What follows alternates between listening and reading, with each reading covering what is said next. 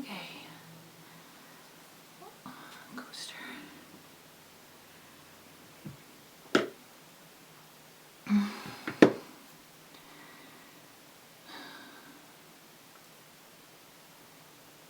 It's a really like gray and gross day outside, which is weird because it's been very hot lately, but it's not so nice out today. I don't really know how to start this video. I'm really nervous. I haven't really had to talk about it in a long time, but I'm not gonna like sit here and pretend that you guys don't know what I'm about to say, because I'm gonna put it in the title, because I don't know what the title's gonna be yet, but I don't want there to be any nasty surprises for anybody that this could be hurtful to, this could be triggering for. I just don't think that's fair. I know that I've been in situations where I've been caught off guard by things, and it's not pleasant. So yeah, you know what this is about, but I don't really know how to lead into it, so I think this is going to be a bit of a weird video. And also I just haven't made a video in a really long time, so I'm not really sure how to do this anymore. I feel like I've lost my groove, shall we say, and I'm finding it hard to make eye contact with the camera. So yeah, I think I'll just go into it. So hi guys, and to anybody who's new here, if this is your first time watching a video from my channel, I apologize. This is not how I usually try and keep things on this channel, but life happens, I guess. Maybe watch something else, happier first, and then you can come back if you want to. You don't have to. But hi, it's been a long time, almost a year, I think. Yeah, it's been a long time since I made a video. I think, oh, my pump is going off.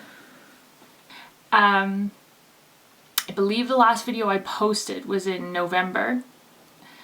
That would make sense. And then I just didn't post. I was active on Instagram, and if you follow me on Instagram, you've kind of seen this play out a little bit. Not very much, but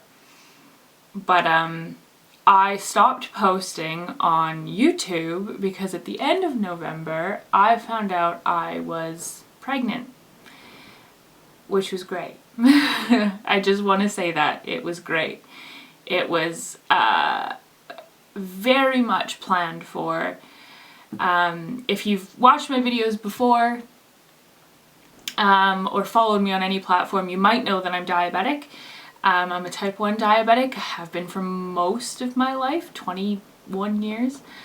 And my husband and I were very intentional about getting pregnant. So we spent about a year getting my body ready to be pregnant because as my nurse said, you know, pregnancy does happen. But if you can plan for it, it's a little bit better, you know, because it's just safer for you and for the baby. So we did plan, and we spent like a year getting my body and my life to a place where we felt we could safely get pregnant, and we did that, and we got pregnant, and we found out at the end of November 2021, and we were thrilled. Yeah, it was just like it was the best thing to find out. It really was. I'm not going to go into like too much detail, by the way, on the pregnancy and everything that happened afterwards, because that might be triggering, and it's hard for me to talk about. But I really want to try not to cry in this video. But yeah, it was wonderful. It was fabulous. However, part of the reason we knew something was off is because I had been kind of having symptoms for about a week, but I was coming up to my period and just thought I was having a really bad PMS. But one of the symptoms that's not normal for me in any situation is nausea. I don't generally feel nauseous. I don't get car sick. I've only ever felt nauseous when I've been really sick or something's been really, really off. And one night Lewis was making my favorite meal for dinner, and as he was cooking onions, I felt so ill. And it was like one of my favorite meals and I couldn't eat it. And we kind of just looked at each other, and we hadn't been trying for very long, so I just kind of thought like, no, there's no way, it's too soon. Like I think we had only been trying for like 6 weeks. So like it's too soon for me to be pregnant. But I, decided to take a test, and it was positive, and I think over the next 3 days I took like 6 tests because it was so unbelievable to me. And yeah, they were all positive, so I was definitely pregnant. But I immediately just felt sick for like 2 months because I was about 4 weeks when I found out. We found out really early because being a diabetic, one of the plus sides, if you want to call it that, is that, if something's off, you kind of know right away, like your body gets thrown. And of course I'm used to monitoring my body, so I know when something's off. And so we found out at about 4 weeks pregnant. And I was very sick after that. So I didn't want to, and I couldn't film. I could barely look at a screen. That made me nauseous. Like it was a rough 2 months, and it was over Christmas as well. So Christmas was interesting. But that's fine. I was pregnant. I was happy to deal with whatever.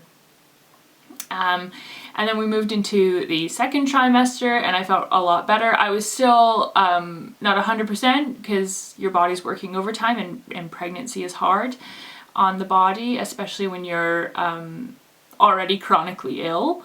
But I felt good. And another kind of plus side of being a chronically ill high-risk pregnancy is that you get extra doctor's appointments. So I was at the hospital kind of every 3 weeks, and I didn't get extra scans. You get extra scans towards like the end of your pregnancy, but it was too early at that point. But I was at the hospital every 3 weeks just to get checkups, make sure like my weight's okay, my blood sugars are okay, like everything's kind of in order. And honest to God, when I tell you I've never been so healthy in my entire life. I don't think my blood sugars have ever been that good. It was just like my diabetes was in the best place it's ever been. My just general health, my weight, everything, my mental health, like everything was in the best place it's ever been. And then we came up to our 20-week scan, and if you live in the UK and you decide to go the route of the NHS instead of private, your 20-week scan is when you hope to find out the gender. If the baby's in a weird position, then sometimes they can't see. But we were hoping to find out the gender of the baby. So we went into our 20-week scan, and I'll be honest, like at that point I had been a little off, but I thought it was just pregnancy nerves.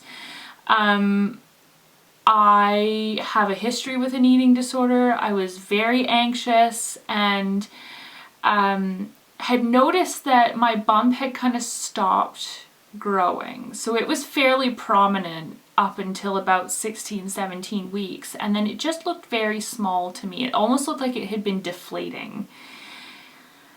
And I said this to my mom and to my husband, but because of my history, and I really do want to emphasize this because I don't want anybody coming after my loved ones.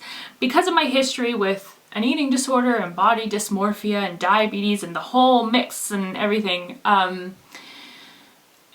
they were trying to be reassuring and just saying like, everything's fine. You're just nervous. It's your first pregnancy. It's your first baby. Like everything's fine. Don't worry about it.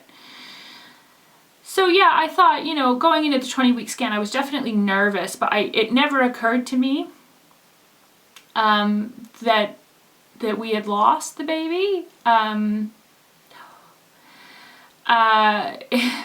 I thought maybe something was wrong, but I thought it was something that maybe we could deal with, you know, like it was some kind of illness or something and it would make it harder, but we could deal with it. But we went into the scan room and there was no heartbeat. And she was, we couldn't see the gender at that point, but I'll get into that. She was measuring very small. I think she ended up measuring about 15 weeks and a day. And the weird thing about that is that I had gone to the hospital for one of my like in-between checkups at 16 weeks. And because I'm a little bit on the slighter side, the midwife had said to me, you know, we usually don't look for a heartbeat at 16 weeks because it's too early, but because you're so slight, like, do you want to just see if we can find it? There's no guarantee. And I was like, yeah, let's see, whatever. And we found it. And I still have the recording, like you know, she was alive at 16 weeks. But sometime after that, I guess there was a growth problem. Obviously, we wouldn't have known because we weren't having extra scans at that point, and they don't require them generally. So yeah, she was very small, and there was no heartbeat. I don't want to go into detail. This is like all very hard to talk about. So I'm gonna kind of skim over the next bit because I'm still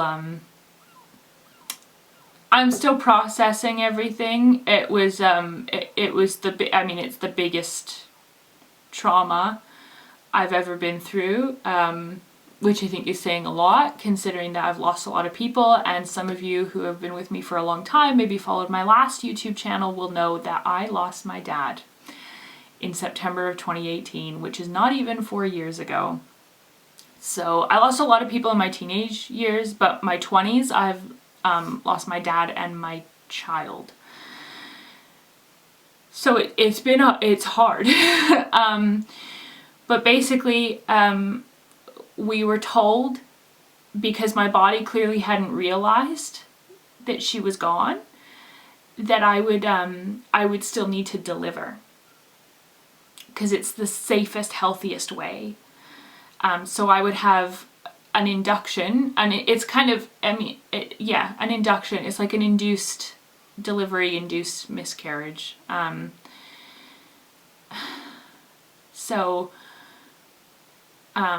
Yeah, and the reason they do that is that because, well, one, like I said, my body didn't know, but also it's late in the pregnancy to have a miscarriage, and that does happen. Most miscarriages happen within the first 12 weeks, and even when you're like on apps, because I had pregnancy apps, right, like tracking and measuring the baby compared to food and all that stuff. And after, you know, once you get past 12 weeks, everything and everyone says like, oh, you can kind of put your shoulders down now because the risk of miscarriage is so low after the first trimester. It's still there, but it's very low. And so I had put my shoulders down. But, you know, something happened, I guess. But because it was so late, I still had to deliver. So, like 2 or 3 days after we found out, I went into the hospital and I delivered. I ended up having, I don't want to go into too much detail, but it was very, very painful. I ended up being in labor for 14 hours. And it was, I mean, pain I've never experienced in my entire life. I think at one point I said to Lewis, like, I don't know how I'm gonna live through that. Like, this is not the kind of pain that you think anybody should live through. This surely is death pain. Like, this is the end. This is the kind of pain that you just think is gonna be it. wasn't. It was very painful, but yeah, I was in labor for 14 hours and then I delivered. And we went home the next day. So yeah, that's kind of what's been going on. Now that was at the end of March. It's now the beginning of June. Yeah, July. Sorry, it's the beginning of July. And it's not quite over for us yet. I mean, obviously emotionally, it's definitely not over yet. We're still processing. We're still going through. The miscarriage and finding out was bad enough. The delivery was trauma like I've never experienced. Trauma like I've never experienced.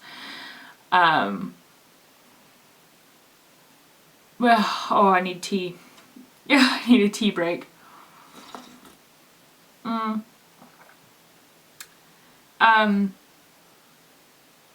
Yeah, it's the excuse my language, it's the shit made of nightmares.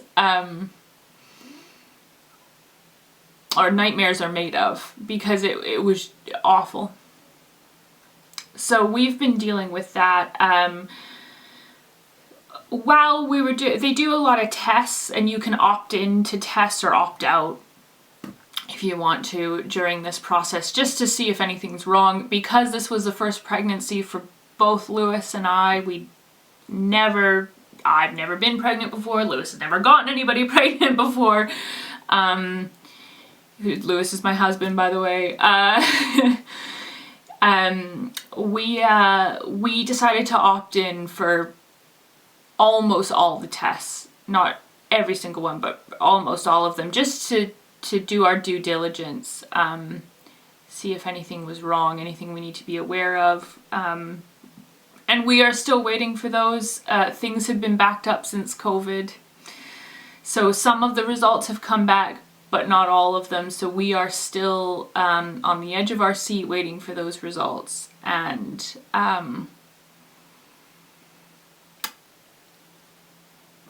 yeah, I don't know. I don't know when we're gonna get them.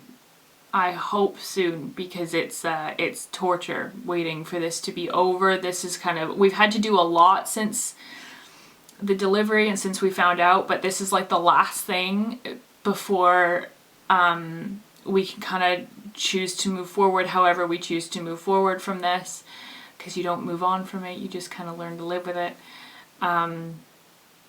That's how grief works in my experience, and I've lost a lot of people. But we don't really feel like we can do that until we get these results, because they're kind of just looming. So we're just waiting. It's nobody's fault, but we're just waiting. Waiting to find out if anything's wrong. But that's kind of where things have been. Like I said, it's been just over 3 months since I delivered. So we're just processing, and it has been a roller coaster. I have felt like I'm getting better, and then I've taken huge dips in my mental health. My physical health has been okay. There was a recovery period, but I have to say my body dealt with the delivery really well physically, and I was able to recover way faster than we anticipated, so that's good. My diabetes has been in a very good place considering what it's been through, and the massive changes in hormones, because diabetes is a hormone-based disease, so there's going to be issues there. But considering everything it's been through, physically I'm doing really well. Mentally, it's very day by day, and it's been that way since the moment we found out. But that's kind of where things have been. I don't know how to do this. This is not a pleasant video, and I don't want it to go on forever. But I did want to bring it up because it's a very real thing that happened to me. It's a very real thing that happens to a lot of people. I know for Lewis and I, every time we tell someone what's happened, they come back with a story about something that they went through that was similar, or their mom or their friend or a cousin, or like everybody knows someone or is someone who has been through this horrible thing. And that is in a way reassuring, because a lot of these people went on to have healthy children, healthy pregnancies later on. In another way, it's very sad to think that all of these people have been through something that we don't talk about because it's very uncomfortable. So it was important to me. The other thing is that it's important that I recognize our daughter. So yeah, we had a baby girl. We have decided to name her Violet.